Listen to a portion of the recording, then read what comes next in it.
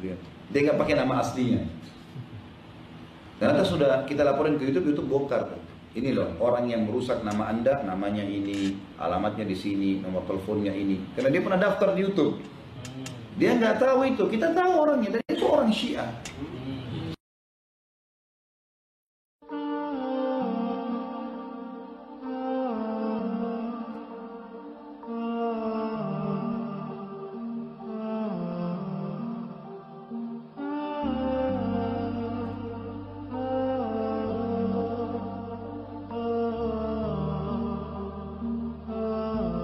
Dan saya berharap teman-teman sama sekali tidak terpengaruh dengan banyaknya potongan-potongan yang sekarang dibuat kesannya para dai-dai ini kayak berantem. Seperti saya lihat video game, ya. Ini VS ini. Ini sama sekali nggak ada gunanya ini. Ya untuk apa? Padahal cuplikan ceramah kecil dipotong, cuplikan ceramah kecil dipotong gitu ya. Jadi kesannya para dai-dai mau diberantemin. Padahal sebenarnya tidak ada hubungannya sama sekali, gitu kan. Sama sekali gak ada hubungannya teman-teman sekalian. Saya tidak pernah punya masalah sama ilmu, sama sekali. Tidak pernah. Saya pribadi, saya dulu ceramah di masjid sana sini. Kakek saya itu Kiai Haji Abdullah Basrama di Makassar itu ketua PBNU Sulsel, gitu kan. Tidak pernah ada masalah. Apa yang mereka jalankan. Kalau itu masalah khilafiyah dijalankan masing-masing, itu hak gitu kan. Tapi ini kesannya kayak dibesar-besarkan. Ini begini, itu begitu. Karena sebenarnya tidak ada hubungannya sama sekali. Dari dulu, NU sama Muhammadiyah punya masing-masing ritual. Tidak ada masalah. Kan dari dulu. Yang ini kunut, ini tidak kunut. Yang ini tahlil, ini enggak tahlil. Itu dari dulu, bukan baru sekarang gitu ya. Masing-masing punya dalil, maka diamalkan. Cuma ada orang-orang individu tertentu. Saya sampai bicara sama Ustaz Arifin Ilham. Beliau sahabat dekat saya. Saya tanya, akhi, kenapa jadi begini nih sekarang? Kenapa kok kesannya kayak bentrok-bentrokan nih? Dia cuma bahasakan, mungkin dia, maaf, memang beliau lebih tua sebenarnya, beliau menghormati saya, Masya Allah, Zalullah, beliau mengatakan, abang kan juga tahu, dia panggil abang kan? Abang juga tahu sebenarnya, sekarang lagi disusupin banyak oleh Syiah. Jadi Syiah ini memang yang merusak sekarang, ngaco ini, seperti kesannya kita Ahlus Sunnah pecah-pecah, supaya ribut. Itu sampai ada ceramah saya teman-teman dipotong, tadinya 2 jam saya bicara tentang kedudukan Nabi SAW, 2 jam ceramah itu. Bahas buku dikutip namanya Nawaqidul Iman, 2 jam saya bahas ini. Ada potongan ceramah tentang kata-kata Sayyiduna. Itu disebarin sana sini. Itu ceramah 2 jam lebih. Dipotong pertanyaan bahasan sekitar ada pertanyaan bahasan tentang perbedaan Rasulina, Nabiyuna, Sayyiduna. Itu 6 menit. Dipotong jadi sisa 2 menit. Itu teman-teman sekalian, saya lagi jelaskan begini. Kalau dalam bahasa Arab ketemu antara Sayyiduna, Rasulina, Nabiyuna, yang kita dahulukan mana? Rasulina dan Nabiyuna. Itu kalau bertemu, kalau misalnya kita pilih ya, qala Rasulullah SAW, kan kita bilang qala Nabiyyu, ya. Itu kita bahasan. Karena kalau Nabi sama Rasul cuma 1 orang, nggak bisa dipakai yang lain. Kalau Sayyid dalam bahasa Arab masih bisa dipakai oleh yang lain. Misalnya di masjidnya ada orang lain masuk, kita panggil Sayyid Fulan datang, dalam bahasa Arab boleh. Sayyidah kalau perempuan. Tapi bukan berarti tidak boleh mengucapkan Sayyid kepada Nabi SAW. Boleh. Saya tidak mengatakan itu karena potongan yang ceramah panjang dipotong. Dan banyak teman-teman ini tidak paham teman-teman sekalian. Kami karena sudah interaksi sama YouTube. Jadi di YouTube itu, kalau kita sudah daftar dan kita selalu upload ceramah di sana atau upload acara kita, YouTube itu memberikan, kita kan harus masukkan nama segala macam, alamat gitu-gitu ya. Itu nanti YouTube juga memberikan hak kita perlindungan. Apa hak perlindungannya itu? Kita kalau dirusak nama kita, misalnya ada cuplikan disalahgunakan segala macam, kita bisa laporin ke YouTube. Nanti YouTube yang larang itu, yang tutup channelnya mereka atau larang itu. Dan kalau sampai 3 ceramah kita dirusak atau 3 cuplikan kita dirusakin, kita laporin, itu nanti YouTube membongkar siapa orang itu. Ternyata itu yang buat cuplikan itu fatwa menyesatkan Khalid Basalamah, gitu kan?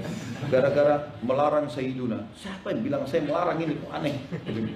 Saya cuma bilang kalau ketemu ini sama ini tinggalkan yang ini. Itu, tapi itu 2 jam ceramah loh, sisa 2 menit, nggak mungkin gitu kan?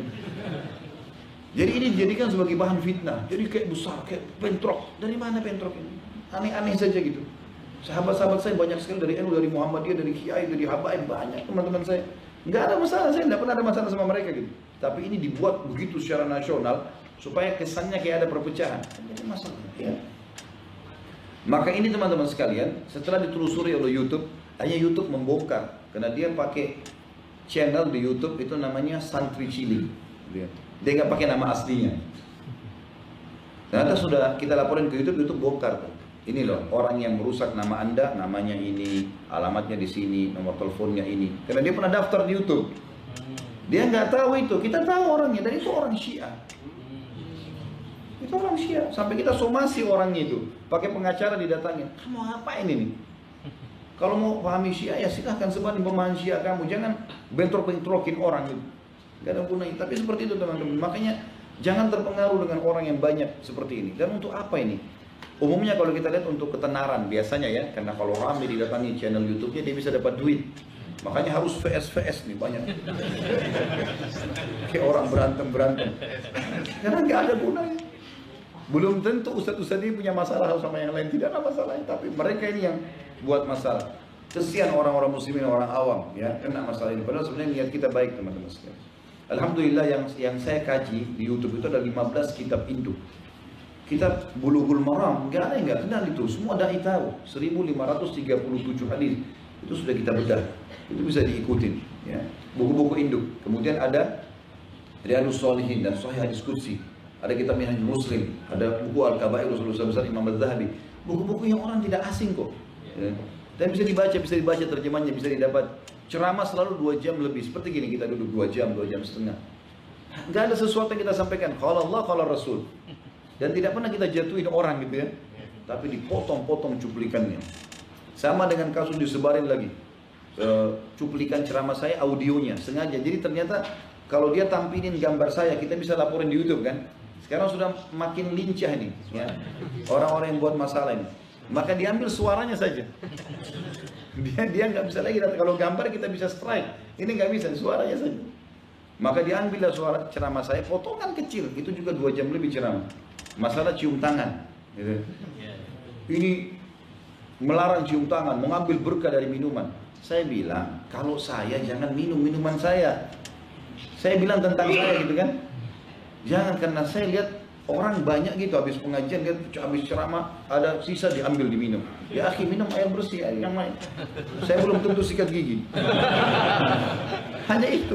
Tapi kalau orang mau minum bekas gurunya, orang mau minum bekas air orang tuanya, haknya dia. Tapi ini dikemas kesannya kayak saya sedang nyorotin satu pesantren NU di Jawa Timur. A'udzubillahi minasyaitonir ini. Tidak pernah loh saya bicara tentang pesantren itu, tidak pernah saya bicara, tidak pernah. Cuma audionya disebarin begitu, kesannya lagi bicara masalah itu. Muncullah si fulan, ini Khalid Basalamah begini, tidak mengerti bahasa Arab, apa segala macam.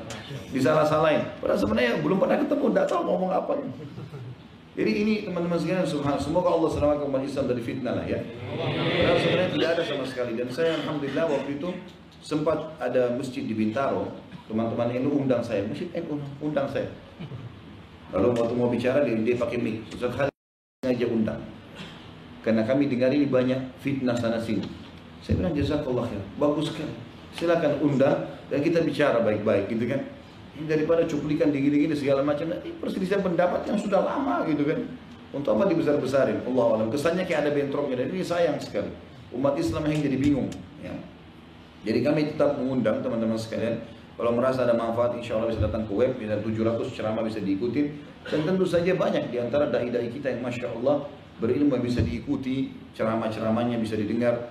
Dan ini tetap tidak boleh kita lepaskan, karena ilmu adalah kunci. Ilmu satu-satunya jalan untuk mendatangkan keimanan. Dan kalau iman sudah ada, kita bisa berubah. Kita bisa berubah. Kita bisa menjadi orang yang ya bodoh jadi pintar, orang malas jadi rajin, orang pelit jadi dermawan, karena ilmu itu. Kita amalkan, karena ilmu tidak boleh kita tinggalkan. Allahu a'lam. Kita berdoa kepada Allah SWT, semoga majelis kita diberkahi olehnya, dijadikan sebagai tambahan amal kita pada hari kiamat. Dan semoga saja seluruh amal yang pernah kita kerjakan, sedikit sampai sebesar apapun, dan yang akan kita kerjakan sampai menjelang ajal datang nanti, semua diterima dengan pahala yang sempurna. Dan semoga semua dosa sekecil sampai sebesar apapun yang pernah kita kerjakan diganti oleh Allah dengan kemahamurahannya menjadi pahala. Dan selalu kita doakan negeri kita Indonesia menjadi negara yang aman, tentram, damai. Semuanya umat Islam di bawah naungan ukhuwah Islamiyah, diangkat perselisihan di antara mereka, dan juga Allah SWT menjadikan mereka penyebab hidayah orang-orang non-muslim di negara kita secara luas dan juga di luar Indonesia secara umum. Dan semoga seluruh orang-orang yang berusaha keburukan buat Islam dan Muslimin serta negara Indonesia dikembalikan di budaya mereka kepada mereka sendiri. Dan semoga seluruh pemimpin negara kita diberikan hidayah oleh Allah agar bisa menjalankan amanah dan tanggung jawab, serta juga mereka lepas dari tanggung jawab pada hari kiamat, dan seluruh masyarakat Indonesia akan mendapatkan hak-hak mereka.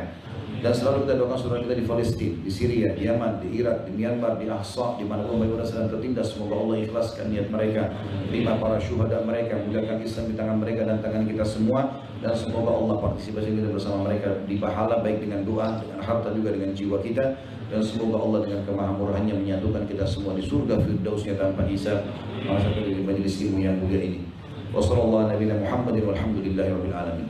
Tentu kalau ada benar dari Allah, kalau salah saya mohon dimaafkan. Subhanakallahumma bihamdika asyhadu an la ilaha illa anta astaghfiruka wa atubu ilaik. Wassalamualaikum warahmatullahi wabarakatuh.